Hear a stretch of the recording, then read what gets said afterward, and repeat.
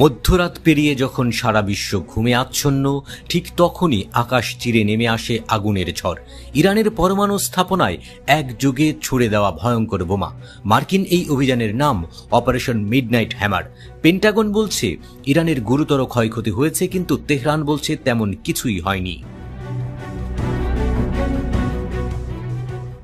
ইরানের পরমাণু শক্তির মেরুদণ্ডে আঘাত হানতে চেয়েছে আমেরিকা। একযুগে হামলা চালানো হয় ফোর্দো, নাতানজ সহ 3টি গোপন পরমাণু স্থাপনায়। মার্কিন প্রতিরক্ষামন্ত্রী পিট হেগজেত বলেছেন, আমরা ইরানের পরমাণু কর্মসূচিতে বড় ধরনের ধাক্কা দিয়েছি। যদিও পুরোপুরি ধ্বংস করতে পারিনি, তবে এটা ছিল একটা বার্তা। পেন্টাগনের স্বীকারোক্তি এবার খোলাসা করে দিল, এই হামলা ছিল এক ধরনের সুনির্দিষ্ট প্রতিক্রিয়া।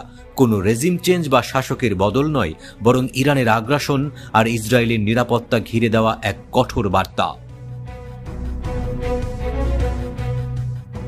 অন্যদিকে তেহরানও চুপ করে নেই, জানিয়ে দিয়েছে এই হামলায় তাদের পরমাণু কার্যক্রমের গুরুতর কিছু হয়নি। ইরানের পররাষ্ট্র মন্ত্রণালয়ের এক বিবৃতিতে বলা হয়েছে, এই আগ্রাসনের উপযুক্ত জবাব দেয়া হবে সময় মতো। তেহরান বলছে, যুক্তরাষ্ট্র ভুল করেছে, তারা যদি আমাদের চুপ করিয়ে দিতে চায় তবে তারা খুব বড় মূল্য দেবে। মার্কিন হামলা হয়েছে, তেহরান হুঁশিয়ারি দিচ্ছে, আর গোটা মধ্যপ্রাচ্য দুলছে নতুন এক যুদ্ধের আশঙ্কায়। বিশ্লেষকরা বলছেন, এটা শুধুই শুরু নাকি বড় কিছু এখনো বাকি। তবে এবারের হামলার পর পেন্টাগনের সরল স্বীকারোক্তি অনেক প্রশ্নের জন্ম দিয়েছে। একদিকে ইরান দাবি করছে তাদের পারমাণবিক কর্মসূচিতে আঘাত তেমন কিছুই হয়নি, অন্যদিকে পেন্টাগনের বক্তব্য বুঝিয়ে দিয়েছে এই হামলার সামরিক ও কূটনৈতিক ফলাফল এখনো অনিশ্চিত।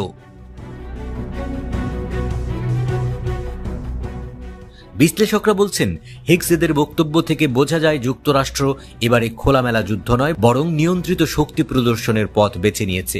আর এটাই হয়তো যুক্তরাষ্ট্রের বার্তা, যুদ্ধ নয় কিন্তু সুনির্দিষ্ট সতর্কবার্তা দেয়া হয়েছে।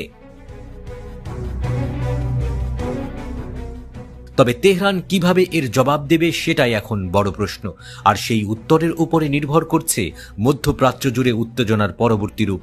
এই মুহূর্তে সবচেয়ে বড় প্রশ্ন, ইরান কিভাবে জবাব দেবে?